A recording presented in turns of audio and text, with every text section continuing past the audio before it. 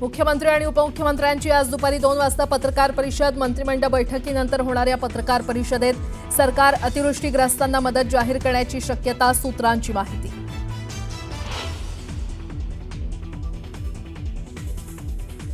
राज्य मंत्रिमंडळाची आज महत्त्वाची बैठकीत राज्यातील अतिवृष्टीग्रस्तांना भरीव मदत जाहीर होण्याची शक्यता।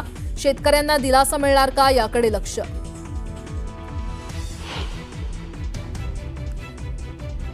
धाराशिवच्या भूममधील 100 शेतकऱ्यांवर गुन्हे दाखल। ओला दुष्काळ आणि कर्जमाफीच्या मुद्द्यावरून केलं होतं आंदोलन। पोलिसांनी नोटीस देऊनही आंदोलन केल्यानं गुन्हे दाखल।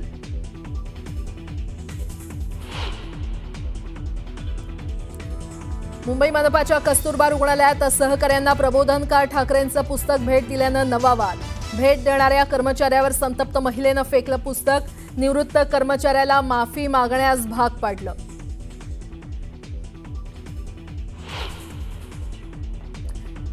लोकशाहीत मत मांडण्याचा प्रत्येकाला अधिकार, लगेच नाराजी व्यक्त करण्याची गरज नाही। प्रबोधनकारांचं पुस्तक फेकल्यानं पेटलेल्या वादावर संजय शिरसाट यांचं विधान।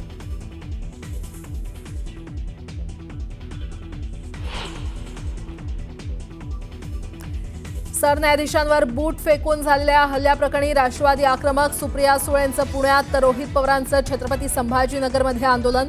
बूट फेकीच्या घटनेचा तीव्र निषेध।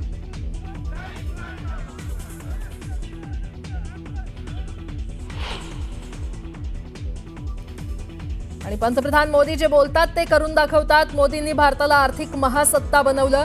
मोदी हेच देशातील खरे हिरो। फिक्कीच्या मुलाखतीत मुख्यमंत्री देवेंद्र फडणवीसांकडून मोदींचं कौतुक।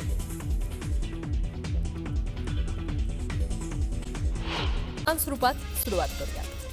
राज्याच्या अनेक भागात मंगळवारी आणि बुधवारी तुरळक ते मध्यम स्वरूपाच्या पावसाचा येलो अलर्ट देण्यात आलेला आहे।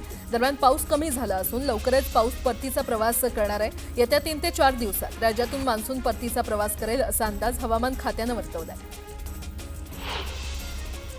यंदा पावसानं जोरदार हजेरी लावली। जून आणि जुलै महिन्यात बरसलेल्या सरासरी पावसानं ऑगस्ट आणि सप्टेंबर महिन्यात मुंबईची अक्षरशः तुंबई केली। विशेषतः 4 महिन्यांपैकी ऑगस्टमध्ये सर्वाधिक 1184 मिलीमीटर इतक्या पावसाची नोंद झाली, तर 4 महिन्यात मुंबईत एकूण 3112 मिलीमीटर इतका पाऊस झाला।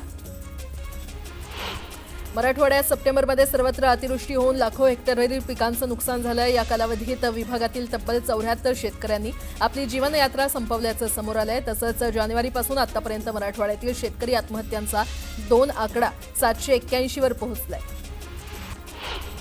अतिवृष्टी झाली हे निश्चित करण्यासाठीचे जे निकष आहेत त्यांच्या पलीकडे जाऊन राज्य सरकार मराठवाडा आणि राज्यातील अन्य भागांमध्ये पूरग्रस्तांना मदत जाहीर करण्याची शक्यता आहे। यासह मदतीचे विविध निकष बदलण्याबाबतचा प्रस्ताव मदत आणि पुनर्वसन खात्यानं तयार केले असून राज्य मंत्रिमंडळाच्या बैठकीत त्याबाबत काय निर्णय होणार याविषयी उत्सुकता आहे। लातूर जिल्ह्यातून वाहणाऱ्या मांजरा नदीला पुन्हा एकदा पूर आलाय। निलंगा तालुक्यातील औराद वांजरखेडा आणि औराद हालसी तुगाव इथल्या पुलावरून पाणी वाहत असल्यामुळे मार्गावरील वाहतूक काही काळ बंद ठेवण्यात आली होती। मांजरा धरणाचे दरवाजे उघडण्यात आल्यानं मांजरा नदीकाठी पूरस्थिती निर्माण झाली होती। जळगावच्या पाचोरा तालुक्यात अतिवृष्टीमुळे ओढे, नाले आणि नद्या दुथडी भरून वाहत असल्यानं अनेक शेतकऱ्यांच्या जमिनी खरडून गेल्यात। अतिवृष्टीग्रस्त भागांची पाहणी करण्यासाठी महाराष्ट्र प्रदेश काँग्रेस कमिटीनं समिती गठीत केली आहे। खासदार शोभा बच्चाव यांनी या भागाची पाहणी करत मदतीसाठी केंद्राकडे पाठपुरावा करण्याचं आश्वासन दिलं। जळगावमध्ये सततच्या पावसामुळे गिरणा नदीला पूर आला होता। पुरामुळे शेतजमिनी पाण्याखाली गेल्या आहेत। यात तुरीचं मोठं नुकसान झालंय। आव्हान शिवारातील शेतकऱ्यांचं 1.5 लाखांचं नुकसान झालंय। राज्यातील हळदीच्या बाजारपेठेत गेल्या आठवड्याच्या तुलनेत आवक वाढल्याचं चित्र आहे। राष्ट्रीय पातळीवर हळदीची आवक ही 13.93%, तर महाराष्ट्रात 14.8% वाढलेली आहे। गेल्या आठवड्यात बाजारातील हळदीची सरासरी किंमत ही प्रति क्विंटल 10,799 इतकी होती। सोन्याच्या किमतीनं विक्रमी झेप घेतली आहे। दिल्लीच्या बाजारात 10 ग्रॅम सोन्याचा दर तब्बल 2,700 रुपयांनी वाढून 1,23,300 रुपयांवर पोहोचलाय। हा आतापर्यंतचा सर्वाधिक दर आहे, तर चांदी प्रति किलो 1,57,400 रुपयांवर पोहोचली आहे। निवडणूक आयोगाच्या वेबसाईटवर 1 ऑक्टोबर 2006 नंतर 1 ऑक्टोबर 2007 पर्यंत जन्मलेल्या आणि 18 वर्ष पूर्ण झालेल्या युवक युवतींना मतदार म्हणून नाव नोंदवता येत नाही आणि त्यामुळे या वर्षभराच्या कालावधीत जन्माला आलेल्या सुमारे 2.25 लाखांपेक्षा जास्त युवक युवतींना मुंबई महानगरपालिका निवडणुकीत मतदानापासून वंचित राहावं लागणार आहे। पुणे शहराच्या बहुतांश भागात गुरुवारी पाणी पुरवठा बंद राहणार आहे. सर्व पेठा, कोंढवा, हडपसर, खराडी, औंध, बोपोडी आणि सहकार नगर इत्यादी भागातील पाणी पुरवठा पर्वती जलशुद्धीकरण केंद्रातील कामामुळे बंद राहणार आहे. परिवहन खात्यातील भ्रष्टाचाराकडे पंतप्रधानांचं लक्ष वेधण्यासाठी राज्यभरातील कॅब, टॅक्सी आणि रिक्षा चालक एक दिवसीय संप पुकारणार आहेत. यामुळे गुरुवारी 9 ऑक्टोबर रोजी दिवसभर प्रवासी सेवा बंद राहणार आहे. ताडदेवमध्ये म्हाडाची 4 घरं असून या घरांची किंमत प्रत्येकी तब्बल 6 ते 7 कोटी आहे. म्हाडानं 2 वेळा या घरांचा लॉटरीमध्ये समावेश केला. मात्र या घरांना प्रतिसादच मिळत नसल्याचं चित्र आहे आणि त्यामुळे आता ही घरं ओपन टू ऑलनुसार थेट विकली जाणार आहेत. तरीही अशीच परिस्थिती राहिली तर मात्र ही घरं भाड्यानं देण्याचा निर्णय म्हाडानं घेतलाय. रद्द केलेल्या मद्य परवान्यांसंदर्भात दाखल केलेला गुन्हा रद्द करण्यासाठी IRS अधिकारी समीर वानखेडे यांनी मुंबई उच्च न्यायालयामध्ये याचिका दाखल केली आहे. या पार्श्वभूमीवर मुंबई उच्च न्यायालयानं महाराष्ट्र उत्पादन शुल्क विभागाच्या संबंधित निरीक्षकाला नव्यानं नोटीस बजावली आहे.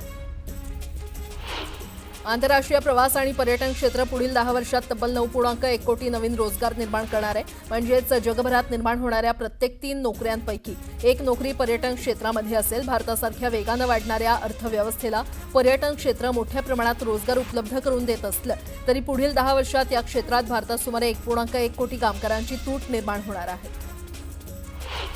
या आठवड्यात भारतीय शेअर बाजारात IPOंचा पूर येणार आहे. या आठवड्यात तब्बल 28 कंपन्या शेअर बाजारात लिस्ट होणार आहेत. IPOमधून या आठवड्यात अंदाजे 29,000 कोटी रुपये निधी कंपन्या उभारणार आहेत. या आठवड्यात तब्बल 28 कंपन्या शेअर बाजारात लिस्ट होणार आहेत. केंद्र सरकारनं टर्म इन्शुरन्सवरील 18% GST रद्द करून आता हा कर 0% केला. यामुळे टर्म इन्शुरन्सच्या प्रीमियमचा खर्च कमी होऊन हे प्लॅन सर्वसामान्यांसाठी अधिक परवडणारे ठरणार आहेत.